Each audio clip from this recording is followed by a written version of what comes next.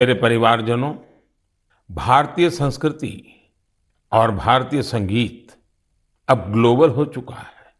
दुनिया भर के लोगों का इनसे लगाव दिनों दिन बढ़ता ही जा रहा है। एक प्यारी सी बिटिया द्वारा की गई एक प्रस्तुति, उसका एक छोटा सा ऑडियो आपको सुनाता हूँ।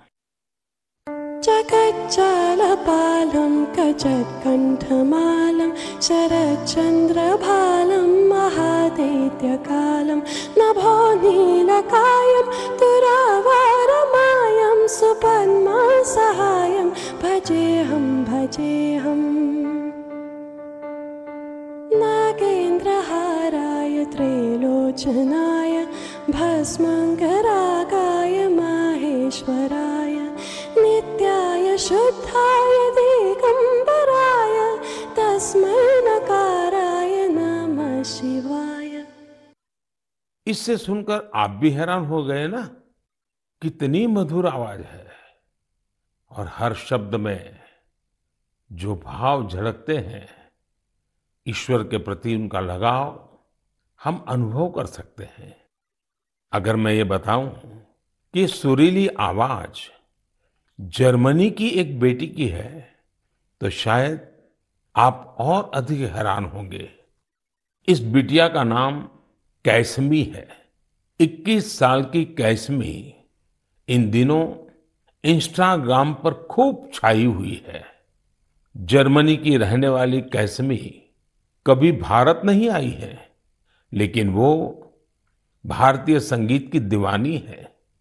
जिसने कभी भारत को देखा तक नहीं, उसकी भारतीय संगीत में ये रुचि बहुत ही इंस्पायरिंग है।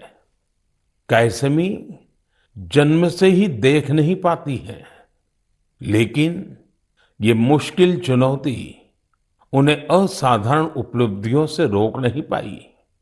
म्यूजिक और क्रिएटिविटी को लेकर उनका पैशन कुछ ऐसा था कि बचपन से ही उन्होंने गाना शुरू कर दिया।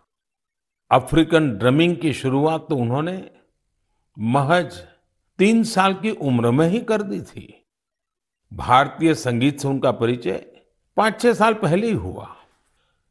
भारत के संगीत ने उनको इतना मोह लिया कि उसमें पूरी तरह से रम गई। उन्होंने तबला बजाना भी सीखा है। सबसे इंस्पायरिंग बात तो यह है कि वे कई सारी भारतीय भाषाओं में गाने में महारत हासिल कर चुकी है।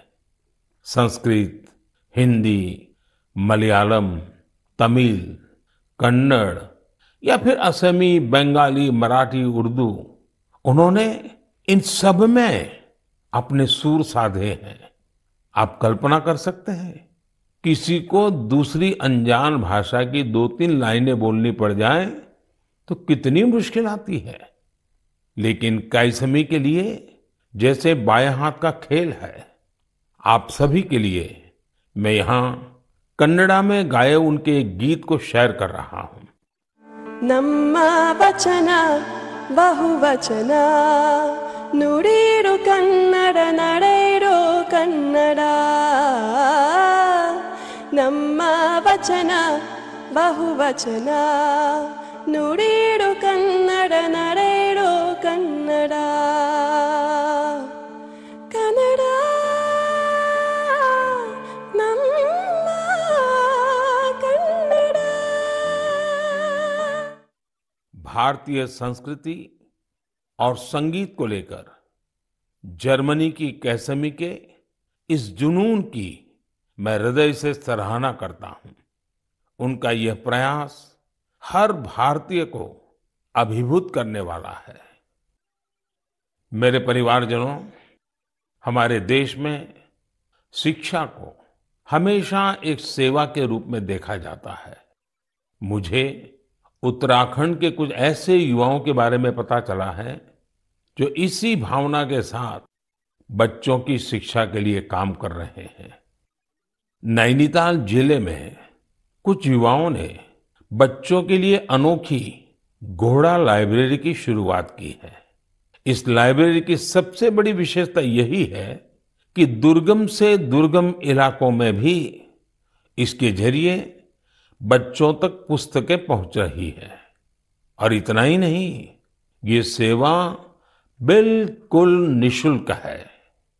अब तक इसके माध्यम से नैनीताल के 12 गांवों को कवर किया गया है।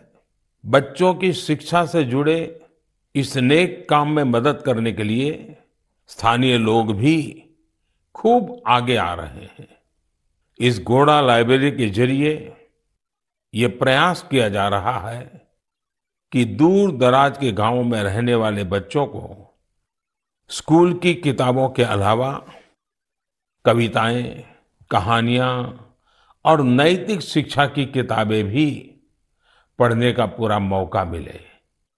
ये अनोखी लाइब्रेरी बच्चों को भी खूब भा रही है। साथियों, मुझे हैदराबाद में लाइब्रेरी से जुड़े एक ऐसे ही अनूठे प्रयास के बारे में पता चला है। यहाँ 7वीं क्लास में पढ़ने वाली बिटिया आकर्षणा सतीश ने तो कमाल कर दिया है। आपको यह जानकर आश्चर्य हो सकता है कि महज 11 साल की उम्र में ये बच्चों के लिए एक दो नहीं बल्कि 7 लाइब्रेरी चला रही है। आकर्षणा को 2 साल पहले इसकी प्रेरणा तब मिली जब वो अपने माता पिता के साथ एक कैंसर अस्पताल गई थी। उसके पिता जरूरतमंदों की मदद के सिलसिले में वहां गए थे। बच्चों ने वहां उनसे कलरिंग बुक्स की मांग की और यही बात इस प्यारी सी गुड़िया को इतनी छू गई कि उसने अलग अलग तरह की किताबें जुटाने की ठान ली। उसने अपने आस पड़ोस के घरों, रिश्तेदारों और साथियों से किताबें इकट्ठा करना शुरू कर दिया। और आपको यह जानकर खुशी होगी कि पहली लाइब्रेरी उसी कैंसर अस्पताल में बच्चों के लिए खोली गई। जरूरतमंद बच्चों के लिए अलग अलग जगहों पर इस बिटिया ने अब तक जो 7 लाइब्रेरी खोली है, उनमें अब करीब 6000 किताबें उपलब्ध हैं। छोटी सी आकर्षणा जिस तरह बच्चों का भविष्य संवारने का बड़ा काम कर रही है, वो हर किसी को प्रेरित करने वाला है। साथियों, ये बात सही है कि आज का दौर डिजिटल टेक्नोलॉजी और ई बुक्स का है, लेकिन फिर भी किताबें हमारे जीवन में हमेशा एक अच्छे दोस्त की भूमिका निभाती हैं। इसलिए हमें बच्चों को किताबें पढ़ने के लिए प्रेरित करना चाहिए।